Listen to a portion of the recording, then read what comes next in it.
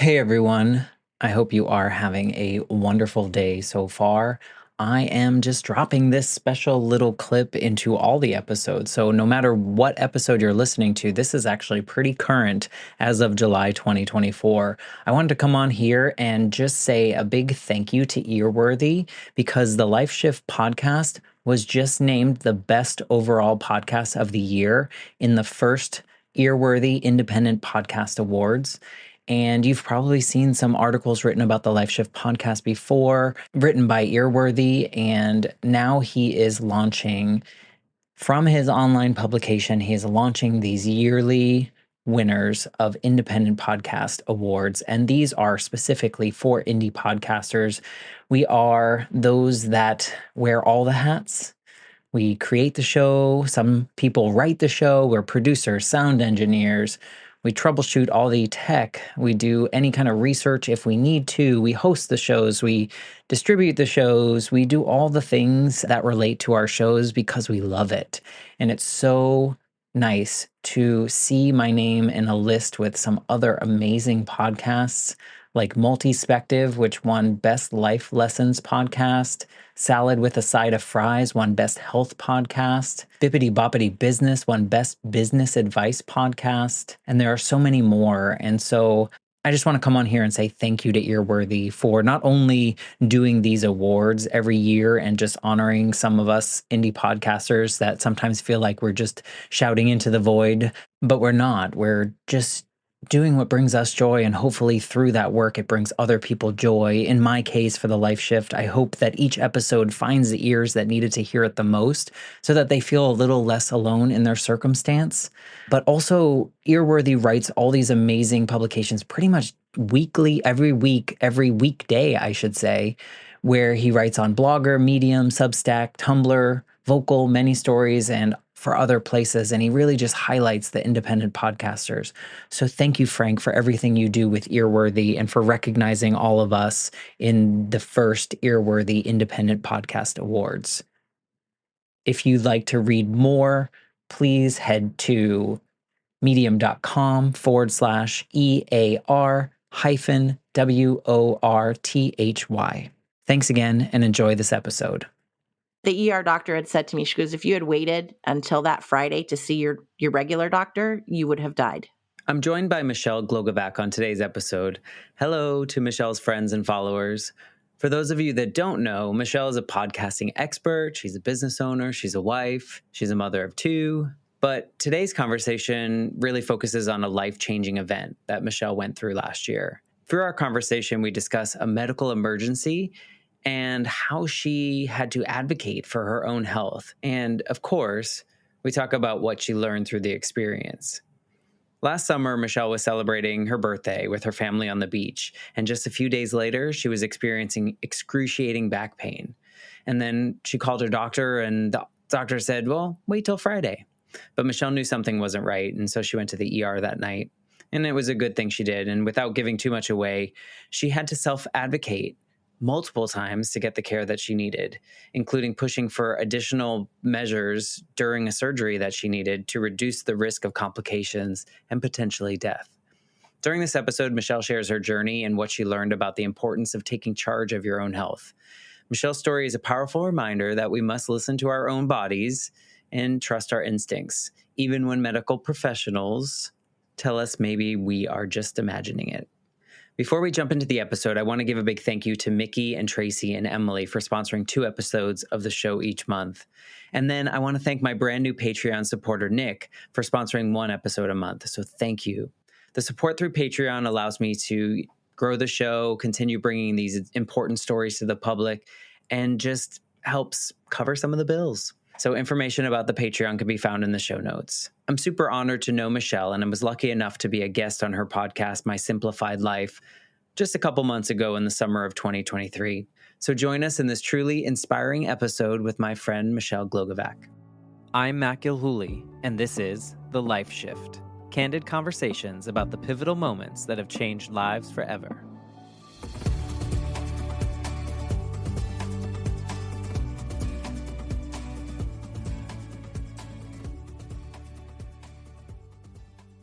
Hello, my friends. Welcome to the Life Shift podcast. I am here with a brand new connection. We've been talking before recording all about podcasting. Her name is Michelle. Hey, Michelle. Hi, Matt. How are you? I am fantastic. We were talking about how much I love podcasting. It seems like you also love podcasting and being a part of this world. I do. I believe podcasts change lives, and obviously yours is one of them. But I didn't even know how to listen to one until 2018. Even though I have an iPhone, didn't know the purple button was how you listened. So, What was your first podcast that you listened to? Do you know? whiskey and work. And that is actually how I got into the job that I have today. A woman from my birthing class said to me, I had wrapped up a career in aviation for 20 years and was trying to figure out what was next. And she goes, "Oh, there's this business life coach who is launching a podcast. I think you might like her." And so I listened to the first podcast ever that for me, Whiskey and Work. And she said, "We all have a purpose and a passion." I was like, "Yes, I believe that. I don't know what mine is at this point, but it's going to happen." And I kept listening to her, and she ended up reaching out to me. She said, "You're sharing my content. You obviously like it. It resonates. Do you want to pitch me to be on other shows?" And that's literally how my agency was launched, how I learned everything about podcasts. I ended up producing her show. I produced some others, launched my own, but I fell in love with the pitching part. That's insane. That's awesome. And insane in a good way, not in a bad way.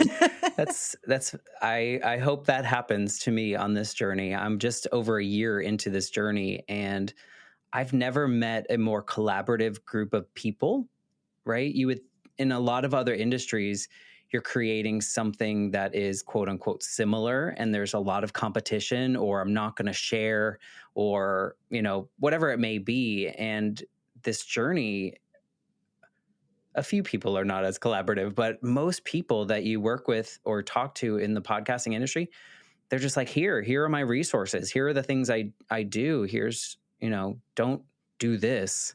And it's so lovely to have conversations with other podcasters just because of the collaboration and the ability to like learn from each other in a positive way. Well, I think part of it is we all recognize how much work goes into creating a show. My editor and I had figured out that it takes 4 hours to produce a 30-minute episode between the editing, the interview, everything that goes into it. And then to be able to share with others, these are my best practices and this is my process on how I do it so I can save you time. And we all have ideas. They're all unique to each one of us. So, to collaborate is such a wonderful thing. It's to me, they're all intimate conversations. I had a client who said to me the other day, "How do I get over the nerves of talking to an audience you can't see?" I said, "You're not talking to them. You're talking to the person on the other side. It's truly an intimate conversation that we're going to let the world in on later on. So don't think about the rest of the world. Just think about that one person you're having coffee with." And it just makes it so unique and more intimate, just a one-on-one. I said that to someone the other day. I said, I want the Life Shift podcast to feel like you are eavesdropping on two people having a very deep human conversation at a coffee shop. So it's funny that you said coffee, but I want more people to talk about real life. And, part of my journey to this point was so very performative. It was very, society taught me that I needed to be the best at whatever, or get good grades, or graduate college and then get a great job and then get promoted. And so much of humanity was kind of lost in that. Like we weren't allowed to share the scary, the sad, the whatever parts that were not like, look at me, look at me. So that's kind of what I love the most about this is that human to human connection, talking about things that maybe we wouldn't regularly talk about with someone else. Absolutely. I actually just posted about this earlier this week saying that if we all shared the trauma that we experienced, then the world might be a better place because we'd have more empathy.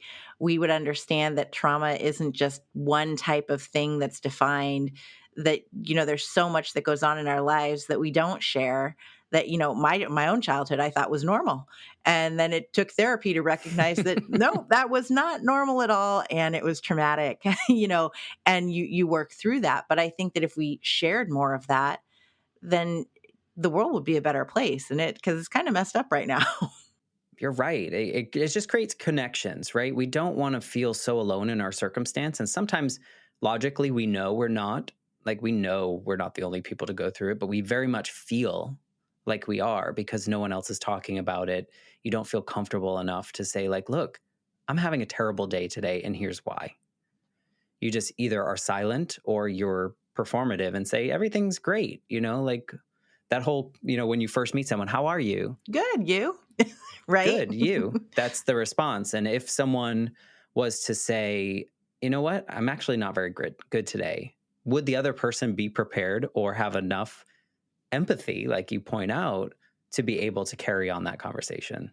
Yeah. And how amazing would it be if we were all prepared to go, oh, share that. Tell me about it. How can I help? I feel like we're getting there. I feel like we are getting farther than we were in a sense of, people are talking about mental health. We're talking about therapy in a positive way and not in a shameful way. I think for so long, therapy was seen as such as like, oh, what's wrong with you? Whereas now people are proactively reaching out and getting therapy and getting help and, almost like a maintenance plan, like you would go to the gym kind of thing. Yeah. Well, that's how I was raised. Therapists are quacks and you don't go to them unless something's really, messed up with you.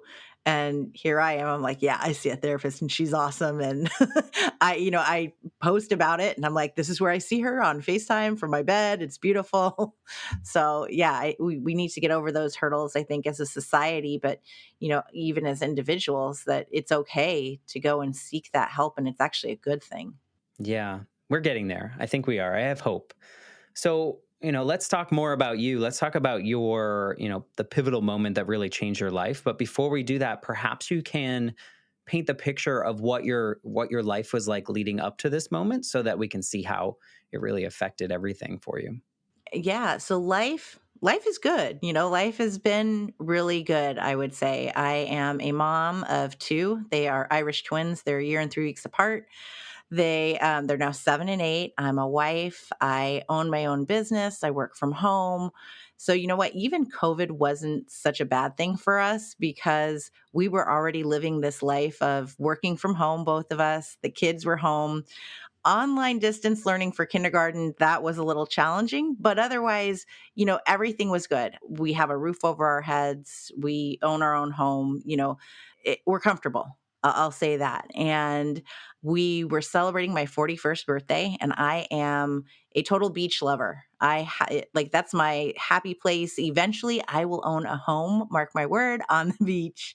And so for my 41st, the kids said, what do you want to do, Mom? And I said, I just want to spend the day at the beach.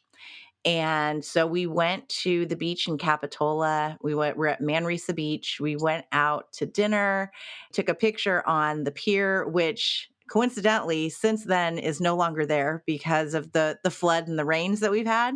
So literally that picture is now gone. And it's kind of interesting as I tell the rest of the story that moment in time, there's no more pier. And so this was July 8th, my birthday. And that was a Thursday, and on Saturday night, in the middle of the night, I woke up with some sharp back pains.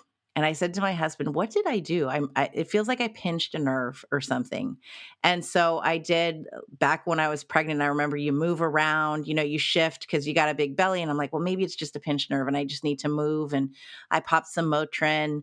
No big deal. Sunday, we went to Home Depot, and I'm like, wow, this is really getting to be more painful. Heating pad, ice packs. I was like, I think we have a muscle relaxer somewhere. Like, let me just pop some of these. I'm like, I'll do whatever, but I've done something. I started doing yoga positions. I researched on YouTube and I'm bending over the couch in all these weird ways. And then it got to the point where I couldn't lie down flat on the floor. And my husband goes, you need to go to the doctor. Like this is not, why is it, it's not getting better. Motrin's not working. Nothing's working.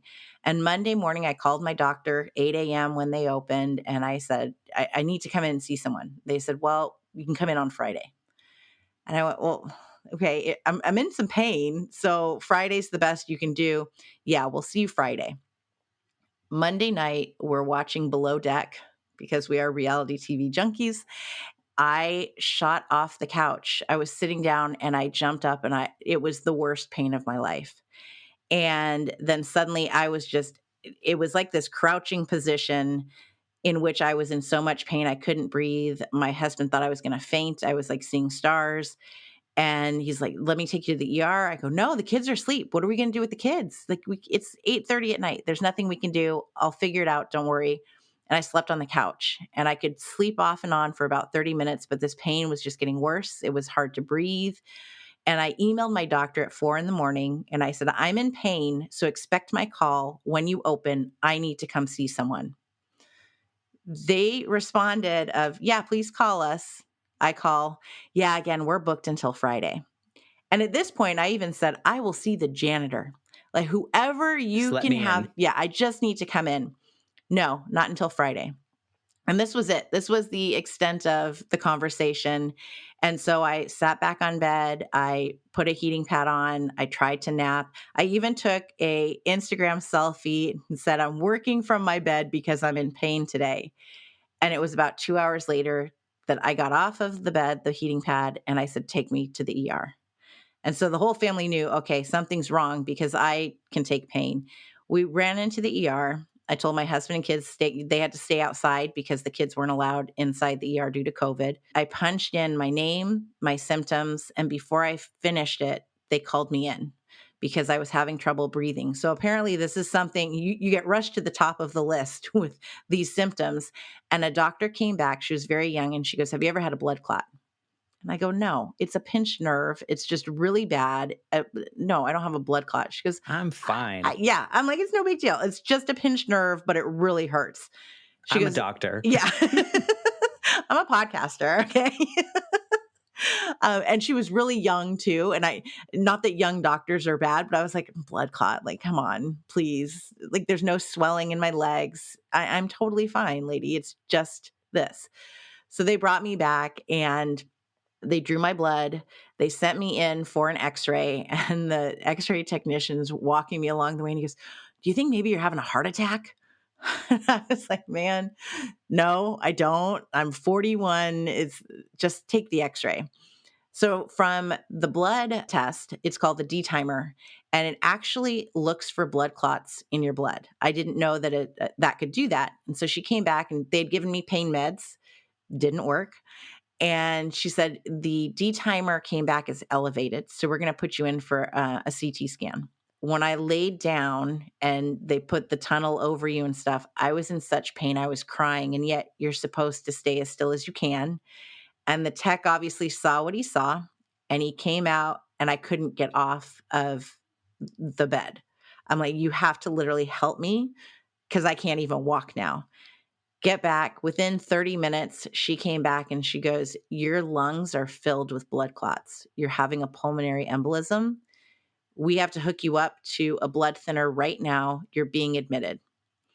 It's now 6 o'clock, 7 o'clock at night. I had told my husband, like, "Go get the kids some dinner. Like, it's no big deal. I'll be out in a few Right. hours." It's a pinched nerve. Yeah, it's no big deal. They're running some tests. So I had to call him and say, "Could you bring the kids to our friend's house?" Oh, by the way, I forgot my phone too.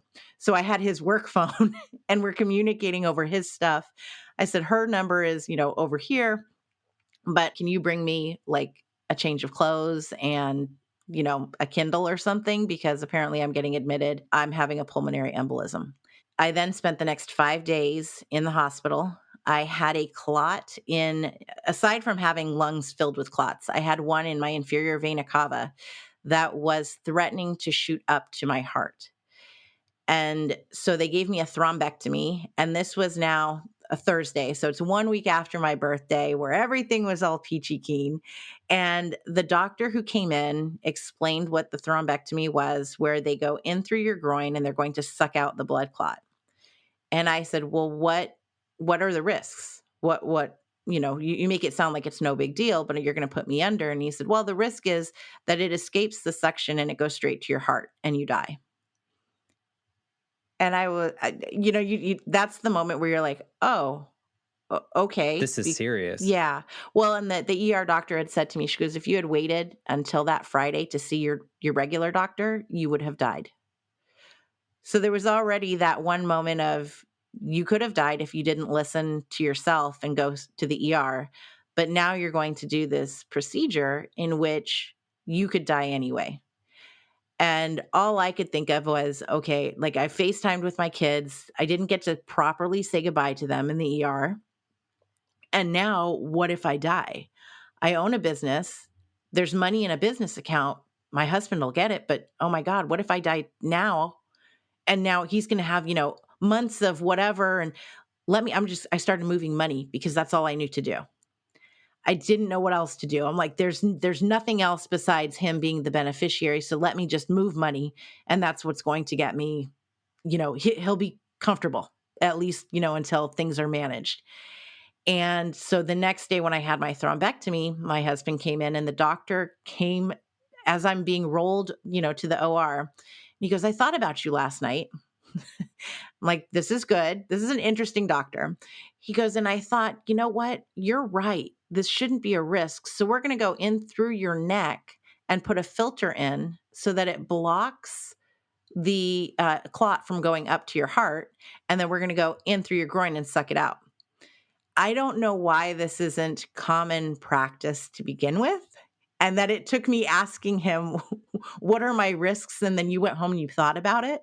It was really frightening to me. Was it frightening in the sense that like that should just be a thing, or was it frightening that it wasn't even thought of? Like were you like, oh, this makes sense because of where we are and what's going on, but also at the same time, why is this not a thing for everyone? It was kind of a mixture of both. Like I was like, why am I thinking of this? And you're just now saying, well, this is what we can do to prevent it. Why isn't that a commonplace prevention? And why did I have to prompt you about what could happen? Like this, it just didn't make sense at all. And since then, he and I have had conversations because I am very meticulous when it comes to notes, as you and I were talking about with, the process of the podcast and everything. And when I saw my hematologist afterwards, he said, do you still have the filter in your neck? And I go, what are you talking about? Do I still have the filter? I don't know. And he goes, well, I'm reading the post-op report and it doesn't even say that he went in through your neck. I go, but I have the scar to show you that something went through my neck. So he goes, well, we only have so many days to remove that before it becomes toxic for your body. So even after I've been released from the hospital, I'm having to chase down this doctor who, he's it's not like he has a practice outside of it. He literally works at the hospital and goes to different hospitals. And finally I chased him down. He was like in a car going somewhere. He goes, yeah, of course we removed it. And I said, well, then let's have a chit chat about your note taking because it sucks. I shouldn't That's have to be scary. calling you. Yeah, Right. this is not okay practice, like at all. And I think it's sunk in. I hope it's sunk in for him that this is a big deal. And as a patient, you have to be your own advocate. That was the biggest takeaway for me was I have to repeat this over and over to all of these different doctors because none of the computer systems work together. So I'm having to tell you the story and you the story and you the story. And even my GP, who I finally got to see 30 days later, I said, this isn't, I shouldn't have to tell you any of this. You should be able to look at my file and see that all of this is. And I did actually, another one of my doctors, my OBGYN, she used to be on the board for the hospital. She is on the board for the doctors that are in the area. And when I showed her the email, because she could access that, the entire system changed in the network because what I presented to her as this is what I said to the doctor, it never went to the doctor. An assistant saw it. So hopefully that changed lives in and of itself. By just you trying, I mean, you essentially saved your own life in like 4 different instances by advocating. And earlier in our, chit chat about podcasting, you briefly mentioned kind of how your parents saw therapy. What growing up were you an advocate for your health, or were you always just it's just a pinched nerve kind of person? Were you someone that would regularly see doctors when it was appropriate or when you needed to? It's funny you ask that because my mother and my brother are very much to this day of like, it's no big deal. I don't need to see the doctor. My brother had a tumor. It was a bone-eating tumor, ossifying fibroma as a 3-year-old. It looked like a bruise that kept getting bigger and bigger, and so eventually they took bone from his hip and replaced his shin with it. I, as a 41-year-old, am like, "Are you seeing the doctor? Because you're now, almost 40. Have you checked yourself into this?" And he's like, "No, I'm fine." He and her to this day are like that. I don't know why. They're also still anti-therapy. I was a healthy child. So, I didn't have what my brother went through, but we were in and out of a lot of, doctors for him. We spent a lot of time at Stanford. We stayed at the Ronald McDonald House. So as a child, I witnessed all of this. I believe in it. And I've always been an advocate for, when my children, I think I became this mama bear when they were born of something's wrong. We're going to get you the best care that there is. Like, why would we not? I live in Silicon Valley. Like, Stanford is here. We're going to go to the best. And I'm not going to stop until we get the best for whatever it is. You have acid reflux, you're a toe walker. These were the little things as they were growing up. And to me, it's the same. I have a hematologist who's the head of oncology here at Stanford. I want the best. I don't want to go to anything less. And if I live here, then I'm going to fight to get that. So, at therapy, I didn't get to see until I was in my 20s and paying for it on my own. But yeah, I've always been an advocate for any type of help that we can get. And I don't know why I grew up in the opposite. Well, maybe that is why. Yeah. Maybe there's a component of us kind of going against what we didn't think was right in the first place, and now we're going to go the other direction. But at the same time, part of your story was very much dismissive for a while, right? And so we think, it sounds like maybe I'm projecting here. Maybe it's definitely other people or like kids first. Do you put other people ahead of yourself in moments like that? Because I mean, you said it was a pinched nerve. I'm going to do this. I'm going to do that. I'm going to go on WebMD. Do you find yourself that you put yourself first, or are you typically helping others I'm first? typically helping others. Yes, I am that person of I put you first. And I even my OBGYN has always said you're one of the toughest patients I've ever had. Your pain tolerance is ridiculous. And yet I'm the first one to pop a Motrin, which is kind of funny that, I'm like, well, if the Motrin will help. It's no big deal. Now it's Tylenol because of blood thinners, but yeah. I say that one because you kind of waited a little bit, but also when you found out what it was, your thoughts immediately went to moving money, making sure your kids were going to be okay, making sure your husband was going to be okay, making sure he knew where this, that, and the other thing were, Hmm. and not a spiral, which a lot of us would end up doing as well. Is that do you see that as a common coping mechanism in your world? Yeah, it's very me. It's very my type A, I'm just gonna get it done.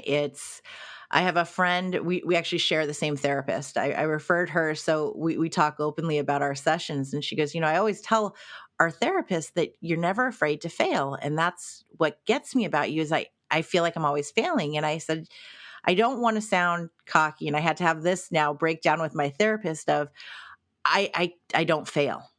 I just don't see anything that I do as failing. And it's because I do my best at it. I educate myself if I need to be educated on something. I try my best. I work my hardest and I attempt whatever it is that I'm doing.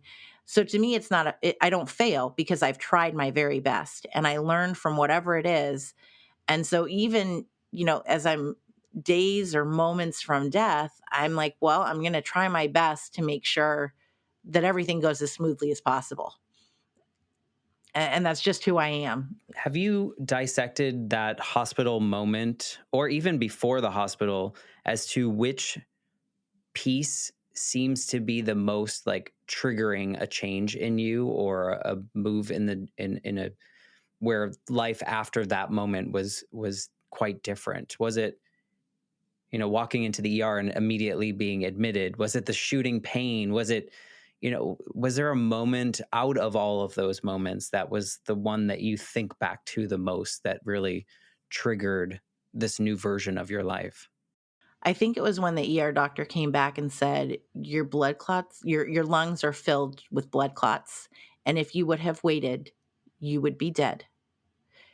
And so we're admitting you right now." And to hear those words and then be hooked up to an IV in the hopes that it's very surreal to know that, okay, whatever's pumping through me is now supposed to save my life, but yet you can't see it. You don't feel it. The pain obviously got better and better, but then they also put me on morphine to help that as well. That's a So whole other experience. yes, yeah, yeah. When they're like, "What's your pain scale?" And I'm like, "Oh, it's like a 6." They're like, "We think it's a 9 so we can give you the good stuff." Are you sure it's not a 9? It's an upside down 6? Yeah, yeah. That was basically how the rest of the week went. But I think it was that moment of, "Oh, she's serious. Like, this was going to kill me." And I sat and I waited, and what if I hadn't? Obviously I had to, because the pain was so immense and excruciating that I had to go. But I think that was the moment in which I said, "Okay, you know what? There's so many things that I deal with, I allow myself to deal with. I volunteer for so much on top of being a mom, being a wife, being a business owner." I'm like, "Oh, you have something small? Yeah, I can take that on for you. Oh, I want to make a difference with this. Let me write those postcards for you, to constituents. Let me go campaign for you. Let me go be the voice that we need no more guns for school shootings.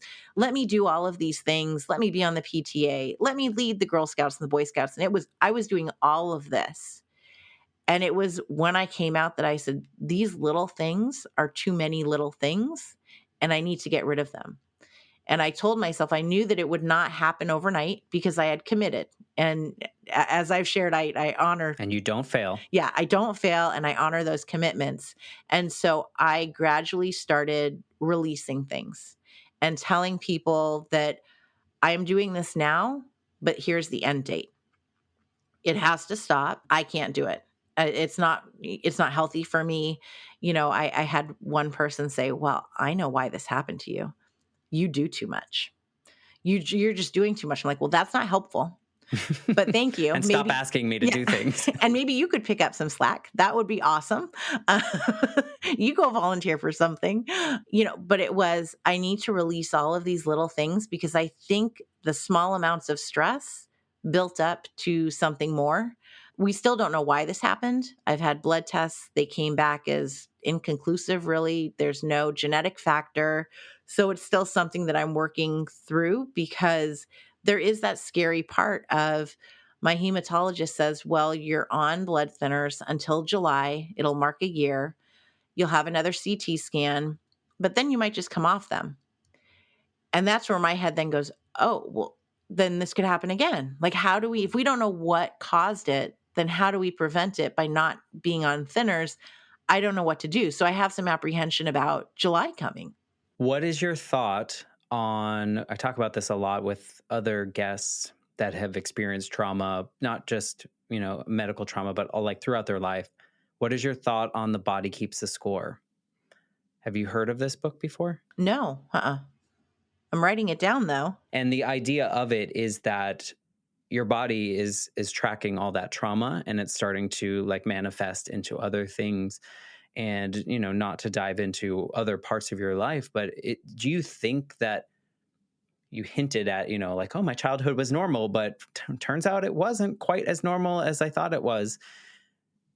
There could be something to thinking about how past traumas kind of manifested themselves into a more physical ailment that eventually brought you to this place where, no, now you need to put yourself first. It's not volunteering for everyone else, kind of thing. So that was what came to my mind when you were like, "Well, we've done all the tests and everything," but I'm wondering if it was something even deeper seated emotionally that kind of manifested into a physical thing. There was a book, Closer to the Bone, Have you heard of that one? I have not. A friend of mine who is undergoing treatment for breast cancer recommended this one, and it's very similar. And in the thought process, as well as how do people get through it? Is it that that people are thinking about you? Is it that they're praying for you? And there's all of these different research groups that they've done where they've had a set of people who knew that they had a support system, and then others who were just nothing, and what that resulted in addition to what led up to these moments. Were you overworked and stressed, and now you have cancer and that kind of a thing. So it's very similar. And the more you talk about it, yeah, you're going to bring tears to my eyes, because it has been like this journey for a year of thinking about that through therapy, through talking it out myself, through journaling, and coming to those conclusions of like, did you do this to yourself? I mean, I wouldn't put the blame on yourself, but I think what you're doing now, the work to uncover that, I think is only going to serve you better in the future. It's going to be really hard in the moment, like this, uncovering the things in our lives that most of the time we didn't have control over, right? Because we were living, you were living your life doing the things that made you happy by helping other people. And the byproduct of that may have been stress, may have been doing things to your body, but at the same time, you were doing it with purpose, you were doing it with intention. And I think there's something to be said with that. And, we started the conversation where, the society isn't quite at this place, but the ability now that we're all enough aware that therapy, journaling, that's like shouldn't be scary things because they can lead to such beautiful things. I think it's wonderful. I didn't mean to bring it up to make you uncomfortable about it, but like that's the work that's going to make you an even better human being and more caring and the person that you are. So No, I appreciate don't it. And cry. no, I'm a crier. I always have been. My husband's like, "Oh, the new Fords are out, so you better get your tears going." I was wondering how, when you started giving deadlines to the things that you had volunteered for and telling people like, I'm going to commit to this, but at some point it's done. Was that hard for you? Was it against like what you had always been doing your whole life? Was that hard to start to let go of those things? It was harder, I think, for the people I told, because I got a lot of pushback. Well, can't you just do this? What if you just took on this part of the job? What about just doing this? Do you think that maybe you could stay on for a little bit longer? I got a lot of pushback for that. The harder part would be when it had to do with things volunteering around my kids, like scouts, and my daughter saying, well, if you don't lead Girl Scouts next year, I don't want to be a part of it. And I said, well, that's your choice, but someone's going to have to take the lead, and it's not like I'm not going to be there. I can come and I can take a meeting or something, but I can't do 2 meetings a month where I plan for all of you little girls, a craft and do a journey and do all of these things. It's not feasible for me because I have so much other stuff going on, and I'm very open with my kids of this is what mommy does for work. These are who my clients are. This is literally what we're doing. So I can't take on everything else and do it. There are other people who can. And so we need to allow that to happen. That would be the only hard part when I think about it. But others have stepped up and said, no, I'll take this on, I'll do this. And I think releasing it and going, okay, now however they want to do it, that's how they're going to do it. I've started my new mantra is not my circle, not my monkeys, or my circus, and just letting it go and being okay with it. I definitely felt a release and a weight lifted every time I started saying, this is the deadline and That's this is when good. I'm done. So I know that it's the right thing for me. I'm one of those people who's always busy. Like I can't just sit and watch TV. I'm knitting while I'm watching TV. I'm, checking my email during a commercial. And I try to think back of what were the days like when we didn't have phones where we could check our emails during a commercial. We didn't even have emails. Slowing that down and being okay with not having every moment of the day booked is something that I need. I haven't gotten used to it yet because it hasn't fully happened. The school year's still going. By the time this airs, then yes, I will be relieved from all of those duties. But it's just slowing down and allowing myself to be the focus, like you said, to say, you know what, now I have 30 minutes to go take a walk. And that's okay to not be doing something because I am doing something for myself. What stuck out about that whole conversation, I love that you felt the release and that you feel comfortable in the decisions, and eventually your type A will relax a little bit to allow you to just do nothing and watch Below Deck. But what stuck out in that conversation was the adults in your life that gave you the pushback. And it reminds me of earlier in our conversation, we were talking about how people, if you listen to stories like this on a podcast, hopefully you start to develop some empathy in some capacity.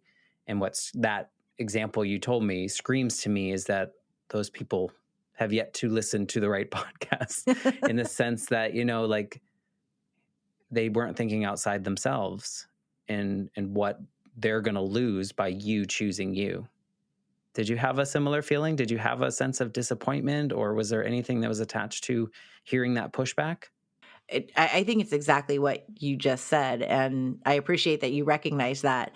To me, it's been okay. Well, then these are not my people. These are not people I really want to befriend. Not necessarily not associate with, but I'll say hello. And they're also the people that instead of when you say hi, how are you, good, you, it's oh my god, life is so tough. And I think there's that balance that it's either the person who says I'm good and whether or not they're good, or it's the one, oh, woe is me. Life is overwhelming. And I'm not that type of person. I will not say, even when I got out of the hospital, people, how are you doing? And I had oxygen here at the house, and I couldn't go up the stairs without being out of breath, and I was coughing all the time, but I wasn't complaining. I didn't, oh, I've been in the hospital and oh my goodness, I almost died. And there was no drama associated with it. So, I think that people hear what they want to hear, but we share, and I did share. I was very open, at the beginning of this is where we are, this is what happened. And it was interesting to see what the reactions would then be, whether people were empathetic, whether DoorDash suddenly arrived, or I had a gift card in my email of, hopefully this will help you. If there were flowers, versus, well, you did it to yourself. What's interesting about these reflection moments, or these like pivotal moments, our lives start to change and we start seeing things in a different way. We start, like, colors are different and experiences are different. And then there's the moments where we look back at the people that we used to surround ourselves with. And then we're like, why did I do that? How did I get there? Do you have any of those moments? I know you said, like, well, they're not my circus, not my monkeys, but do you have moments of, like, the people you surrounded yourself with before look different than the people you surround yourself with now? Oh, absolutely. And even up to that moment of it started to change. I think before I even had the pulmonary embolism, I started to recognize that these are not the people I want to hang out with. They're not who I want my kids to have in their circle. And it had started before that. And it just made it a stronger emphasis on I'm making the right decisions on who to, I want to say get rid of, but who to distance myself from, of this isn't what I need in my life. And, that there are good people and there are people who want the best for me and I want the best for them. And those are the ones that I need to stay close to. What's tough about someone as you used to be, and probably still are in some cases, of like willing to do anything and everything for other people, is that there's a lot of people that will take advantage of that. And until there's this moment where we're like, oh, I choose me for this one thing, then it exposes like, what about me? And I can see that probably happened a lot. And I mean, good for you for getting to this space. Is there something about you that you feel like, man, I wish I would have done this sooner? Do you have any of those moments? Oh, yeah. I wish I would have become this person sooner. I wish it didn't take landing in the hospital and being days away from death of, oh, I don't need to do all of these little things. And I think that the innate want to make the world a better place was a big part of it. That, what can I do? Well, there's so much that's wrong in the world that needs to be fixed. I can't be the person to fix it all. I won't be the person to fix it all. But, part of my job as a mom is to raise better human beings. And that is something that I can do. And I don't have to volunteer to be the leader of all things for them. That starts at home. So I think recognizing that and being okay with that being my main job versus the leader of all the things is what I wish I would have recognized earlier.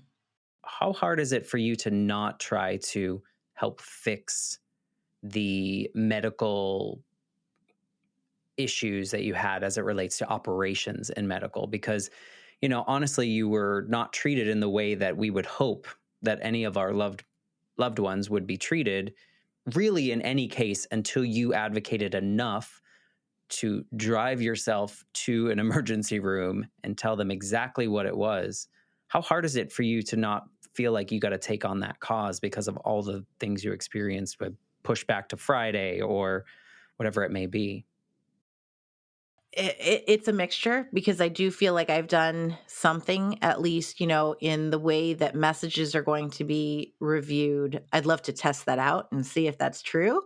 Not with your own. No, not with my own. No, You've no, had no. enough. Um, but there was so much, and it was deeper than even that. I shared a room and with an older woman who didn't even speak English, and her family would come and go, and there was family drama. You're there for 5 days, you get to know everything that's going on. But even when her family would come in and nobody knew what was going on, or and then another doctor would come in and they're like, "Oh, I don't know," and I finally would be like, "No, listen." She left at 9 a.m. She had this test run. This is what the doctor said. This next one's coming in on the next round. And everyone just looked at me like, I'm just sitting here listening. Like, how are you not taking notes? Because I heard all of this go down and this is what's happening. Oh, thank you. It was like, maybe you should work here. No, I don't. No, maybe you should work here because this is your job. It's just learning that you have to be your best own advocate. And whether that's in medicine or everyday life, I think that's the entire point that I want to get across is that you have to do what's best for yourself.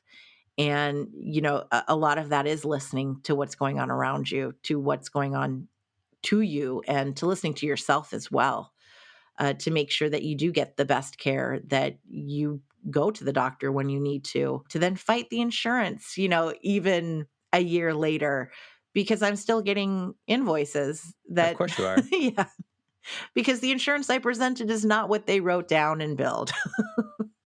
Well, we could have a whole conversation about the insurance industry, but that's a whole That'd other be ball of another few wax. hours. Yeah, and that won't be on this show. But yeah, do you find yourself when you feel something medically different, do you find yourself more hyper aware or ready to call and have it checked out? Less like your pinched nerve experience? Yeah, because I still have some of the pain, and I've talked to my hematologist about, which is why I'm going to go in for another CT scan, because what blood thinners do, and I didn't know this, is that they don't just dissolve the clots. The clots dissolve on their own. So the thinners just prevent further clots from coming. So, I mean, that's scary when you think about it, because I'm like, well, I still have some of this pain. So is the clot still there? Are there, multiple ones? But then I've also realized that when I'm stressed out, that's when the pain comes back. So whether or not the two are related, it's helped me to be more aware of what's going on in this moment that is stressing me out. Whether or not I recognize it or realize it, my body's letting me know this has to stop, whatever it is. And so it's paying attention to my body and what messages it's giving me to make the changes that I need to make. So in that sense, I'm still asking questions. I'm still, demanding, when's the next blood test? We need to test for this, this, and this. What other doctors are out there that will test me for other things? So I'm still advocating for answers and to find out more, because to me, to have this experience and not know why, that's not acceptable.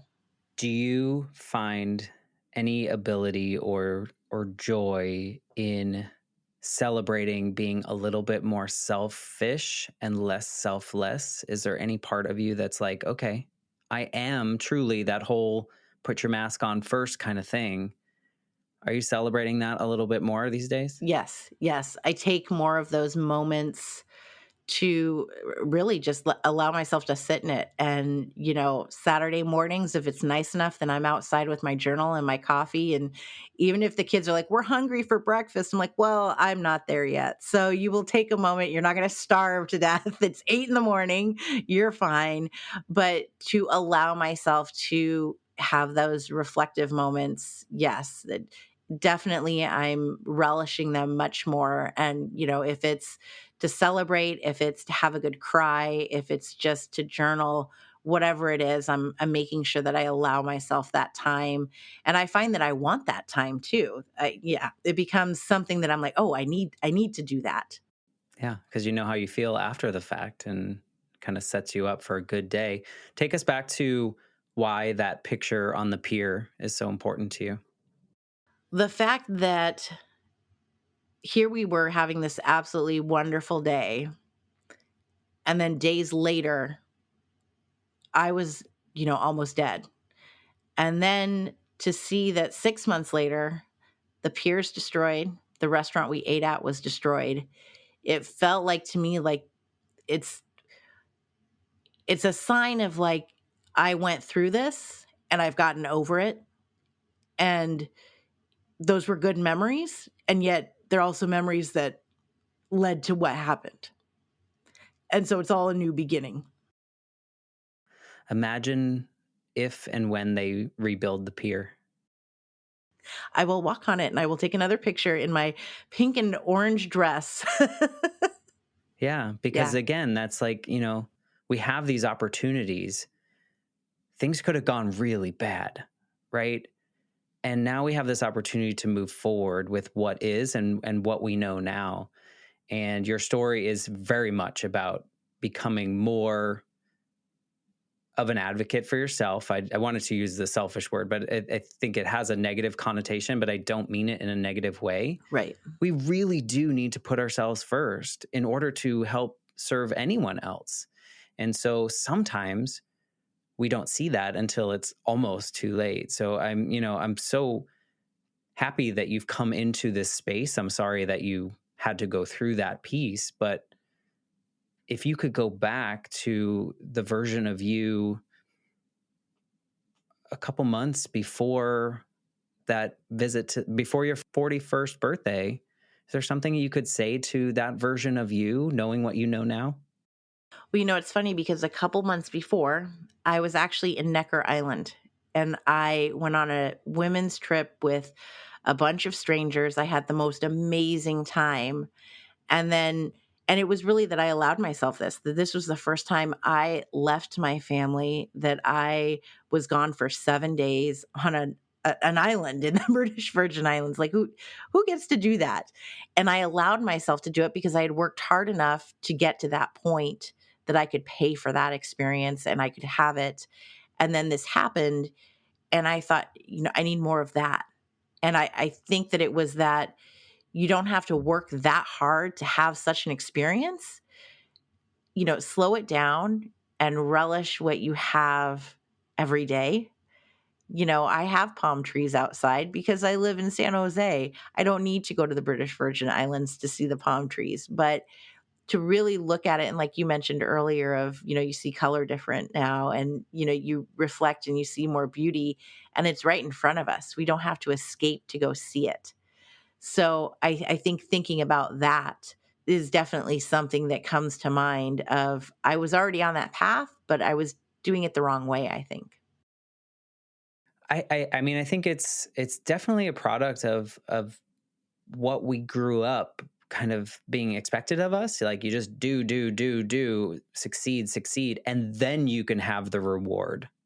If you work hard enough, you can have the reward. When really, if we just are good humans each day, we can celebrate the little rewards and enjoy those on a regular basis instead of waiting 20 years to like go on some, exciting vacation, which is great that you got to do that. And it was a great reward. But yeah, slowing down and seeing that there's a lot of cool stuff around us that in the everyday. That's amazing.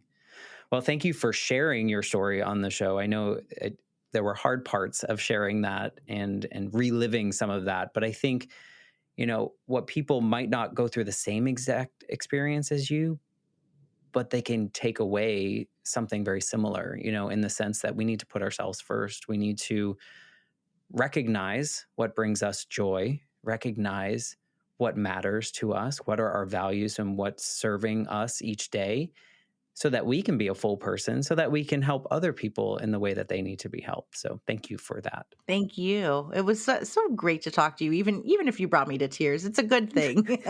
It's therapeutic. I'm not taking that blame. I'm a crier. No. I'll take the blame. Yeah, I love to cry.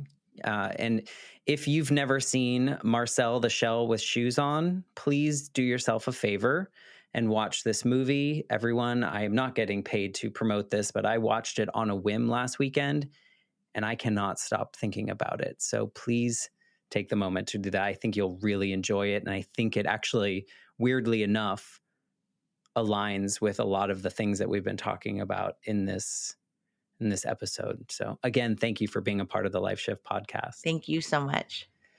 And as Michelle knows, us podcasters, we love a review, a rating. Those kind of things are helpful, I guess, in some capacity. So if you like what you're hearing, please take the time to give a rating and a review. 5 stars is usually nicer than 3 or 4, but whatever you're feeling is wonderful. And we will link to all of Michelle's information in the show notes. So if you want to connect with her, see what she's doing, see where her world is taking her, please do that. And with that, we will say goodbye until next week when we have a brand new episode of the Life Shift podcast. Thanks, Michelle. Thank you.